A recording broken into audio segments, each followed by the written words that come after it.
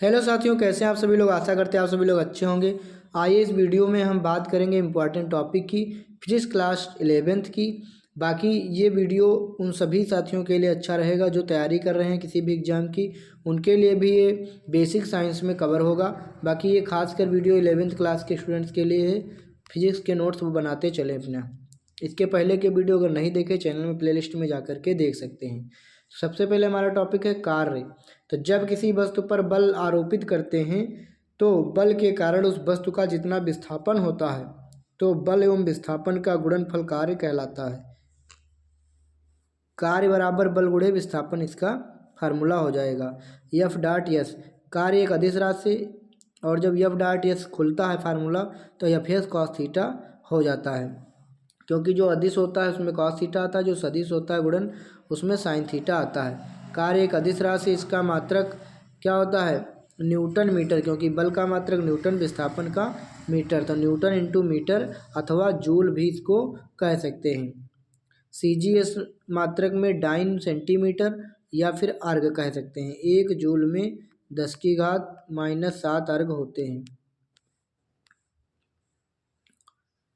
ये देखो यहाँ पे दिखाया गया है सीजीएस मात्रक अर्ग 1 जूल में 10⁻7 अर्ग। यहाँ पे 1 जूल में 10⁻7 अर्ग, एक अर्ग में 10⁻⁻7 जूल।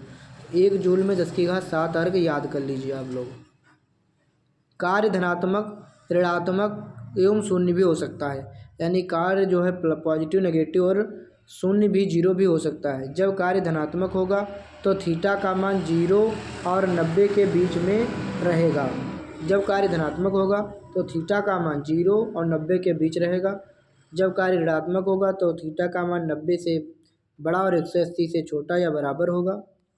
जब कार्य शून्य होगा तब आरोपित बल शून्य हो जाएगा, विस्थापन शून्य हो जाएगा। मतलब कार्य कब शून्य होगा, या तो लगने वाला बल शून्य हो जाए, या तो विस्थापन शून्य हो जाए, या बल एवं विस्थापन के बीच कोण 90 अंश के बराबर हो जाए, क्योंकि फार्मूला होता है cos theta F S cos theta. तो या तो एफ जीरो हो, या तो एस जीरो हो, या तो थीटा का मान 90 होगा तो कॉस 90 का मान 0 होगा।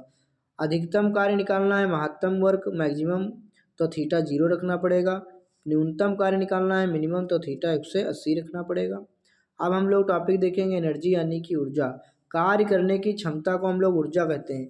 कार्य करने की क्षमता को साथियों ऊर्जा एनर्जी कहते हैं। ऊर्जा भी एक अदिश राशि है, इसका मात्रक जूल होता है और इसका सीजीएस मात्रक अर्ग होता है। 1 जूल में 10⁻7 अर्ग याद रखेंगे। स्वरूप प्रकाशीय ऊर्जा, द्रव्यमान ऊर्जा, ऊष्मीय ऊर्जा, ध्वनि ऊर्जा, रासायनिक ऊर्जा आदि इसके प्रारूप हैं। वीडियो अच्छा पसंद आ रहा है तो इसको लाइक। अब हम लोग देखेंगे ऊर्जा का प्रकार।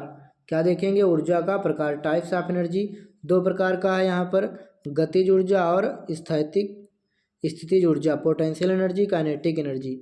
तो गतिज ऊर्जा किसको कहते हैं, जब कोई वस्तु गति में रहती है और उस समय जो कार्य करने की क्षमता आती है उसे हम लोग गतिज ऊर्जा कहते हैं। जैसे दौड़ता हुआ व्यक्ति जब लंबी छलांग लगा देता है, चलती हुआ वाहन, बहता हुआ पानी, बहती हुई हवा, तो ये उसकी होती है गतिज ऊर्जा। किनेटिक एनर्जी बराबर हाफ एम बी स्क्वायर, जहाँ यम द्रव्यमान है और बी वेग है वस्तु का। गतिज ऊर्जा वेग पर निर्भर करता है, द्रव्यमान पर और वेग पर निर्भर करेगा। ठीक। स्थितिज ऊर्जा, जब कोई वस्तु विराम अवस्था में होती है और उस समय जो कार्य करने की क्षमता होती है उसे स्थितिज ऊर्जा कहा जाता है। एग्जाम्पल, बांध बनाकर पानी को इकट्ठा करना, धनुष को तीर खींचने पर संचित ऊर्जा, घड़ी में चाबी भरने पर संचित ऊर्जा। बांध बनाकर पानी को इकट्ठा करना साथियों, बांध बनाकर जब पानी को भर दोगे तो उसमें स्थितिज ऊर्जा होगी, जैसे खोल दोगे तो गतिज ऊर्जा हो जाएगी।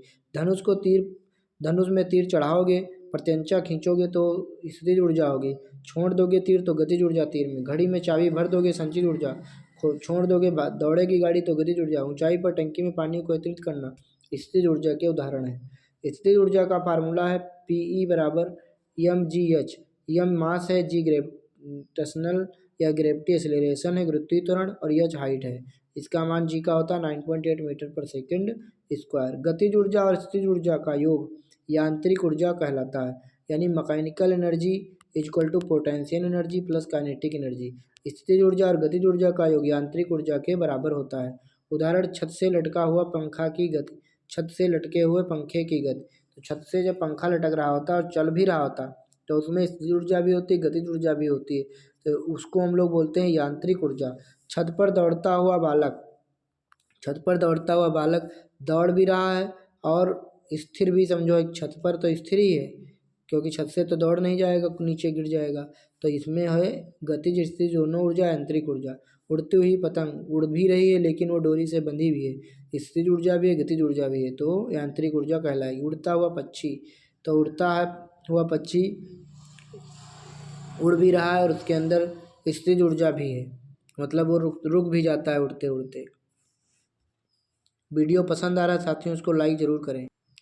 साथियों नेक्स्ट टॉपिक आपके सामने आ गया है, यहाँ पर गतिज ऊर्जा और संवेग में संबंध।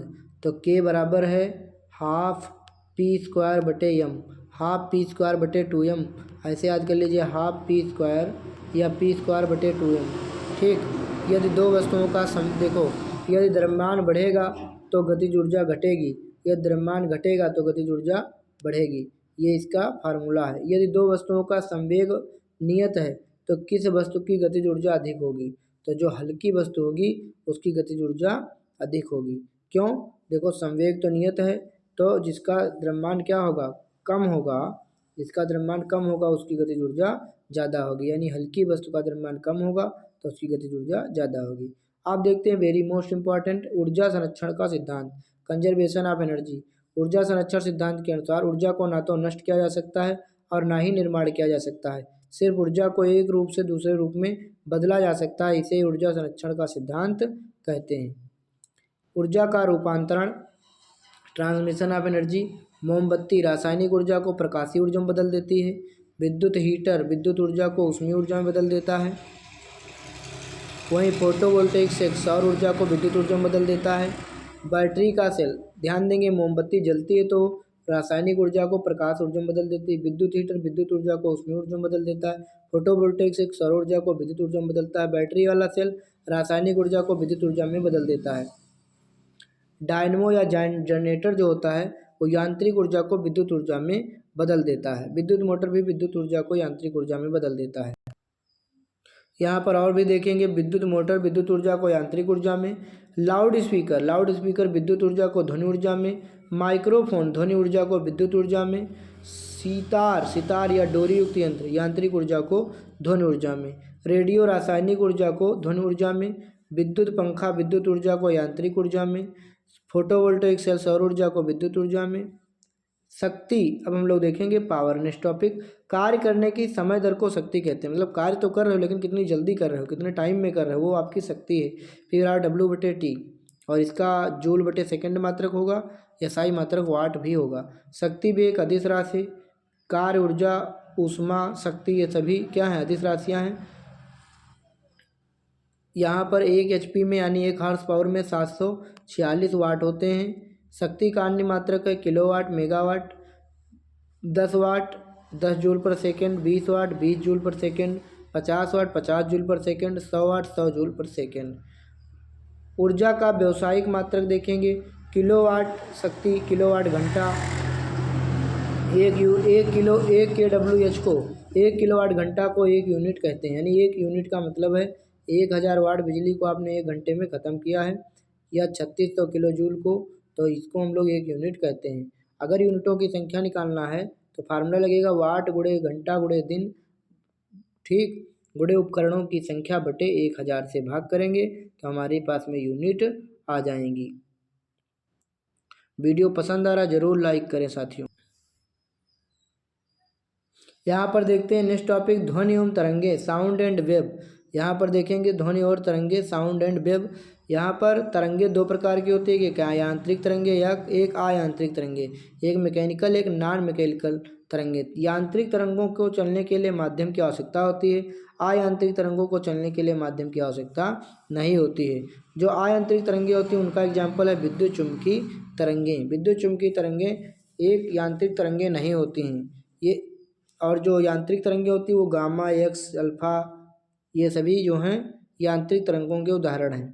अब देखते हैं तरंग क्या है, जब विक्षोभ के सहायता से, विक्षोभ क्या होता है, जैसे हम पत्थर डालते हैं पानी में तो इस तरीके से जो विक्षोभ उत्पन्न होते हैं तो जब विक्षोभ की सहायता से ऊर्जा एक स्थान से दूसरे स्थान तक स्थानांतरित होती तो उसे हम लोग तरंग कहते हैं। जैसे आपने पत्थर ऐसे डाल दिया तो इस तरीके से दूर दूर तक जो है तरंगें जाती हैं और ऊर्जा यहाँ से निकल करके इधर सब चारों दिशाओं में जाती है। तो जब विक्षोभ की सहायता से कि ऊर्जा एक स्थान से दूसरे स्थान तक जाती है तो उसको हम लोग तरंगे कहते हैं। तरंग के प्रकार माध्यम के आधार पे तरंगे दो प्रकार की होती हैं, वेव्स दो प्रकार की होती है, एक मैकेनिकल वेव्स एक नॉन मैकेनिकल वेव्स। एक यांत्रिक तरंगे एक अयांत्रिक तरंगे। अयांत्रिक तरंगे यानी विद्युत चुम्बकीय तरंगे। यांत्रिक तरंगे वैसी तरंग जिसको माध्यम की आवश्यकता पड़ती है उसे यांत्रिक तरंगे कहते हैं। वे तरंगे जिनको चलने के लिए माध्यम की आवश्यकता पड़ती है, यंत्रों की आवश्यकता पड़ती है।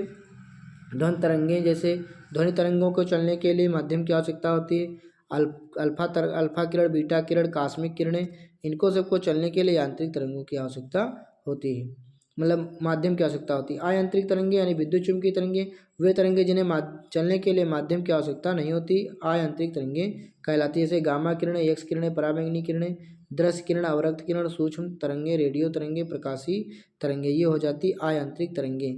और यांत्रिक तरंगे ध्वनि तरंग, अल्फा, बीटा और कॉस्मिक किरणें। तो ध्वनि तरंग, अल्फा बीटा कॉस्मिक किरण याद कर लीजिए, ये यांत्रिक तरंगे हैं, बाकी सभी अयांत्रिक तरंगे हैं। नोट, जो विद्युत चुम्बकीय तरंग के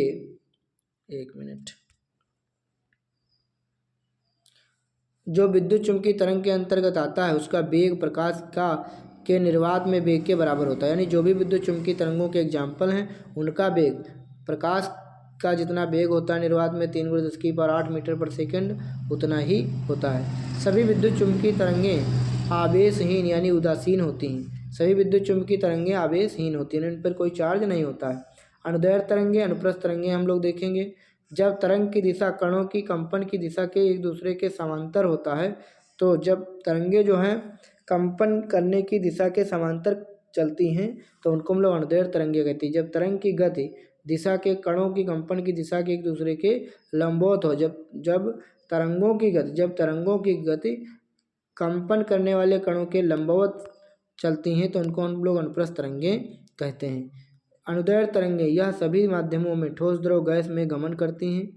अनुप्रस्थ तरंगे यह केवल ठोस एवं द्रव की ऊपरी सतह पर गमन करती हैं। अनुदैर्ध्य तरंगे जैसे ध्वनि तरंग, प्राइमरी भूकंपीय तरंगे, और इसमें अनुप्रस्थ में प्रकाश तरंग, डोरीयुक्त तरंग, सेकेंडरी भूकंपीय तरंगे, पानी के पत्थर के टुकड़े डालने पर ऊपरी सतह पर तरंगे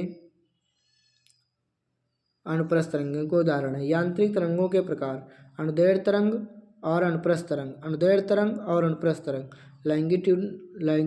लॉन्गिट्यूडिनल वेव्स और ट्रांसवर्स वेव या लैटिट्यूडिनल वेव्स भी इसको कह सकते हो। नेक्स्ट टॉपिक यहाँ पर देखते हैं। जैसे ये कोई तरंग है, ये कोई क्या है, तरंग है, तो यहाँ पर देखेंगे कि एक इस तरीके से आपको वेव दिख रही है, तो कहीं पे उठ रही है, कहीं पे नीचे जा रही, कहीं ऊपर जा रही, कहीं नीचे जा रही। तो ऊपर उठने को सुरंग और नीचे जाने को गर्त कहते हैं, गड्ढा।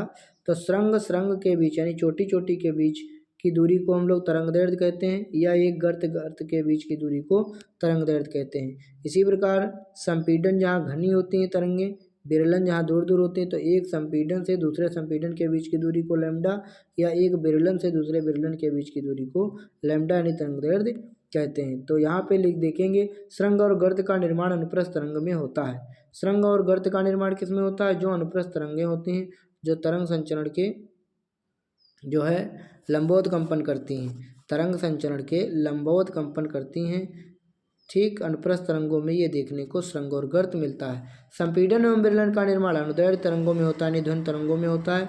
संपीडन और विरलन जब तरंग संचरण के समांतर चलती हैं। संपीडन की प्रक्रिया में दाब एवं घनत्व उच्च होता है। संपीडन की प्रक्रिया में दबाव और घनत्व उच्च होता है, विरलन में दाब एवं घनत्व निम्न होता है। जहाँ पे घनी होती है वहाँ पे क्या होता है, दबाव और घनत्व अधिक होता है, जहाँ पे दूर दूर होती है वहाँ पे दबाव और घनत्व निम्न होता है। ध्वनि किसको कहते हैं, साउंड किसको कहते हैं?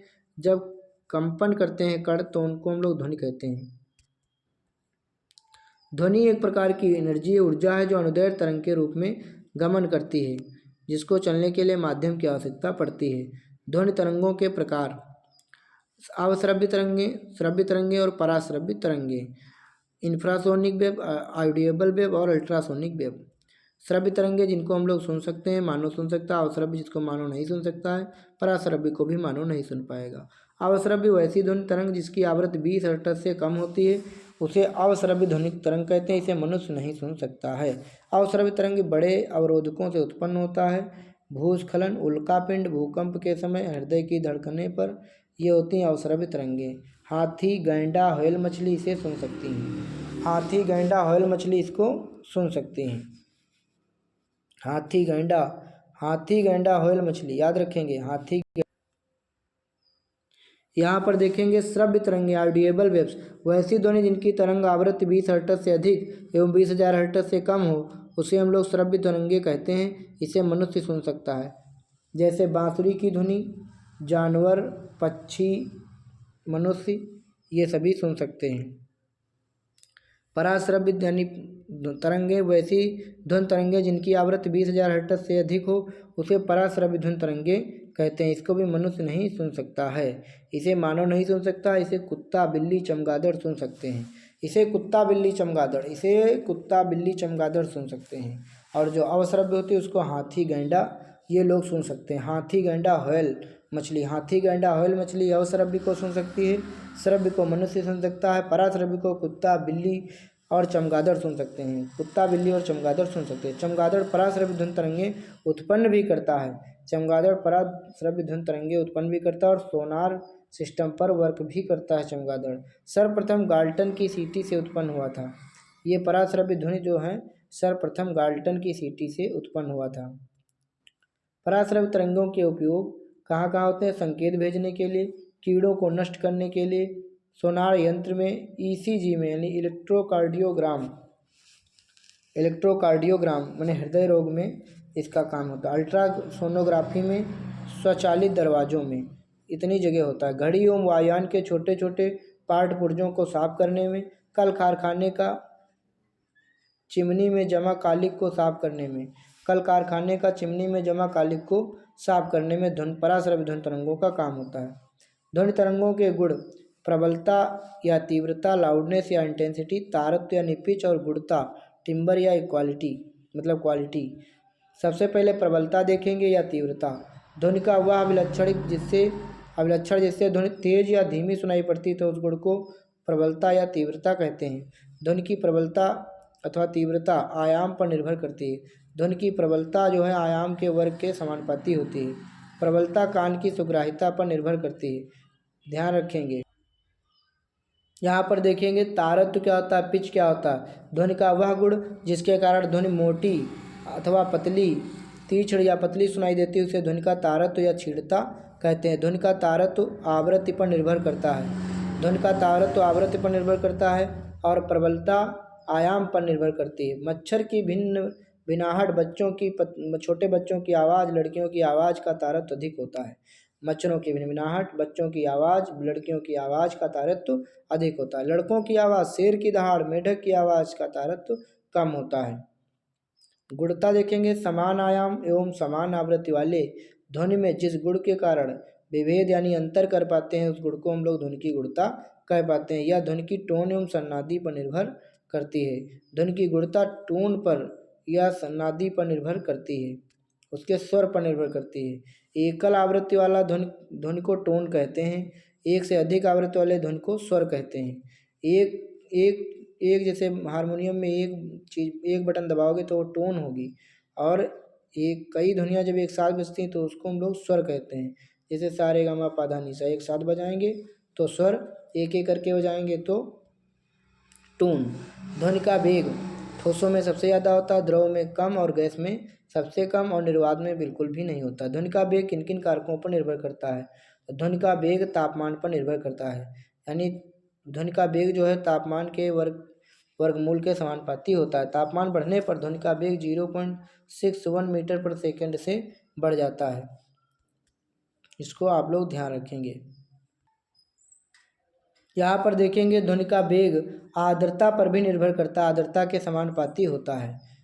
ध्वनि का वेग दाब पर निर्भर नहीं करता है, दाब घटाओ या बढ़ाओ ध्वनि में कोई प्रभाव नहीं आएगा। ध्वनि का वेग घनत्व पर निर्भर करता है, यानी घनत्व बढ़ेगा तो यहाँ पर और ध्वनि की वेग कम हो जाएगा। ध्वनि का वेग गैसों के व्यवहार पर निर्भर करता है। ध्वनि का परावर्तन हम लोग पढ़ेंगे। जब ध्वनि स्रोत से ध्वनि निकलकर किसी सतह से टकराती है एवं टकराने के बाद पुनः उसी माध्यम में वापस लौट जाती है, इस प्रक्रिया को ध्वनि का परावर्तन कहते हैं। प्रतिध्वनि को क्या होता है, जब कोई शब्द परावर्तक सतह से टकराने के बाद वही शब्द साफ साफ सुनाई पड़ती है तो उसे प्रतिध्वनि कहते हैं। प्रतिध्वनि सुनने के लिए ध्वनि स्रोत एवं परावर्तक सतह के बीच कम से कम 16.6 मीटर या लगभग 17.1 मीटर की दूरी होनी चाहिए। दो शब्दों को प्रतिध्वनि में साफ साफ सुनने के लिए दोनों शब्दों में कम से कम 1/10 सेकेंड या 0.1 सेकेंड का अंतर होना चाहिए। यदि आपको दो शब्द साफ साफ सुनने हैं तो उन शब्दों के बीच में 0.1 सेकेंड या 1/10 सेकेंड का अंतर होना चाहिए। ध्वनि का परावर्तन में ध्वनि का तीव्रता एवं आयाम में कमी आती है। ध्वनि के परावर्तन जब होता है तो ध्वनि की तीव्रता अथवा प्रबलता एवं आयाम में कमी आती है। यहाँ पर देखेंगे उपयोग समुद्र की गहराई में और ऊंचाई मापने में ध्वनि का प्रयोग, वायुयान की ऊंचाई मापने में, सुदूर स्थित पहाड़ों की ऊंचाई मापने में ध्वनि का के परावर्तन के उपयोग थे। समुद्र की गहराई मापने में, ऊंचाई मापने में, वायुयान की ऊंचाई मापने में, सुदूर स्थित पहाड़ों की ऊंचाई मापने में। अब ध्वनि का अपवर्तन, जब ध्वनि एक माध्यम से दूसरे माध्यम में प्रवेश करती तो उसका वेग एवं दिशा दोनों बदल जाते हैं। इस प्रक्रिया को ध्वनि का अपवर्तन कहते हैं। ध्वनि के अपवर्तन में आवृत्ति नहीं बदलती है। ध्यान रखेंगे, ध्वनि के जो अपवर्तन होता है तो आ से अपवर्तन, आ से आवृत्ति नहीं बदलती है। ध्वनि का विवर्तन, डिफ्रैक्शन ऑफ साउंड, जब ध्वनि एक स्थान से दूसरे स्थान तक जाती है और कोई छोटा अवरोधक रास्ते में पड़ता है तो उससे टकराकर वह समान नहीं होता है, अपनी रास्ता को कुछ कोण से मोड़कर बाहर निकल जाती है। इस प्रक्रिया को ध्वनि का विवर्तन कहते हैं, यानी थोड़ा बहुत मुड़ जाती है। ध्वनि का विकिरण क्या होता है, समान आयाम एवं समान आवृत्ति। समान आयाम एवं समान आवृत्ति वाले दो या दो से अधिक ध्वनि एक साथ मिलती हैं तो वहाँ पर ऊर्जा का पुनः वितरण होता है। इसको हम लोग ध्वनि का व्यतिकरण कहते हैं। आयात अर्थात ध्वनि की प्रबलता तीव्रता में अंतर को व्यतिकरण कहते हैं। ध्वनि का व्यतिकरण का प्रकार दो प्रकार से होता है, एक संपोषी व्यतिकरण, एक विनाशी व्यतिकरण। एक होता है कंस्ट्रक्टिव इंटरफेरेंस, एक होता है डिसकंस्ट्रक्टिव इंटरफेरेंस। संपोषी इसमें ध्वनि स्रोत को समान कला में होता है, विनाशी इसमें ध्वनि स्रोत विपरीत कला में होता है। इसमें ध्वनि की प्रबलता बढ़ती है, इसमें ध्वनि की प्रबलता घटती है। ध्वनि का ध्रुवण नहीं होता है। याद रखेंगे, ध्वनि का ध्रुवण संभव ही नहीं है। ध्वनि का ध्रुवण नहीं होता है। यहाँ पर देखेंगे ध्वनि का अनुरणन, यहाँ पर देखेंगे रिवर्ब्रेशन ऑफ साउंड, जब ध्वनि स्रोत से ध्वनि निकलती एवं उस ध्वनि का अंतिम अक्षर बार बार सुनाई पड़ता है या गूंजता है तो उसे ध्वनि का अनुरणन कहते हैं। अनुरणन रोकने के उपाय, प्लाईवुड का प्रयोग करके, प्लाई का प्रयोग करिए, गहरा पेंट करिए, मोटा चादर बिछाइए, कारपेट बिछाइए। ध्वनि का अनुनाद, रेजोनेंस ऑफ साउंड, एक निश्चित समय में महत्तम कंपन को अनुनाद कहते हैं, यानी बार बार कंपन हो उसको हम लोग अनुनाद कहते हैं। ध्वनि की प्रबलता बेल गुणे 1/10 यानी डेसीबल में हम लोग उसको प्रबलता को मापते हैं। WHO के द्वारा 45 डेसीबल को स्वास्थ्य के लिए अच्छा बताया है, यानी वर्ल्ड हेल्थ ऑर्गेनाइजेशन के द्वारा 45 डेसीबल की आवाज़ को स्वास्थ्य के लिए अच्छा माना। 75 से 80 डेसीबल के ऊपर ध्वनि सुनने पर स्वास्थ्य पर बुरा प्रभाव पड़ता है। 80 डेसीबल से अधिक तीव्रता वाला ध्वनि शोर कहलाता है। 85 डेसीबल से अधिक ध्वनि शोर कहलाती। पत्तों की सरसराहट की आवाज़ 10 से 20 डेसीबल होती। साधारण बातचीत 30 से 40 डेसीबल होती। तेज बातचीत 50 से 60 डेसीबल होती। कल कारखानों की 100 से 120 डेसीबल। पुलिस का सायरन 100 से 110 डेसीबल और जेट विमान का 150 से 180 डेसीबल। डॉपलर प्रभाव क्या होता है, ध्वनि स्रोत एवं श्रोता के बीच जब आपेक्षिक गति होती है, ध्वनि स्रोत एवं श्रोता के बीच जब आपेक्षिक गति होती है तो ध्वनि स्रोत से निकलने वाली ध्वनि एवं श्रोता के द्वारा सुनी गई ध्वनि की आवृत्ति में अंतर होता है। इस प्रभाव को ही डॉपलर प्रभाव कहते हैं। एक बार पुनः देखेंगे, ध्वनि स्रोत एवं श्रोता के बीच जब आपेक्षिक गति होती है, यानी ध्वनि स्रोत भी चल रहा होता है, श्रोता भी चल रहा होता है, तो ध्वनि स्रोत से निकलने वाली ध्वनि एवं श्रोता के द्वारा सुनी गई ध्वनि की आवृत्ति में अंतर होता है। मैंने वहाँ से तेज निकली लेकिन श्रोता दूर था तो उसको धीमे सुनाई पड़ा, तो इसी प्रभाव को डॉपलर प्रभाव कहा जाता है। पनडुब्बी का वेग, इसका उपयोग किया जाता है पनडुब्बी का वेग ज्ञात करने में, वायुयान का वेग ज्ञात करने में। तो साथियों, यहीं पर इस वीडियो का होगा समापन। मिलेंगे नेक्स्ट वीडियो में, तब तक के लिए धन्यवाद। Take care, bye bye, thank you so much.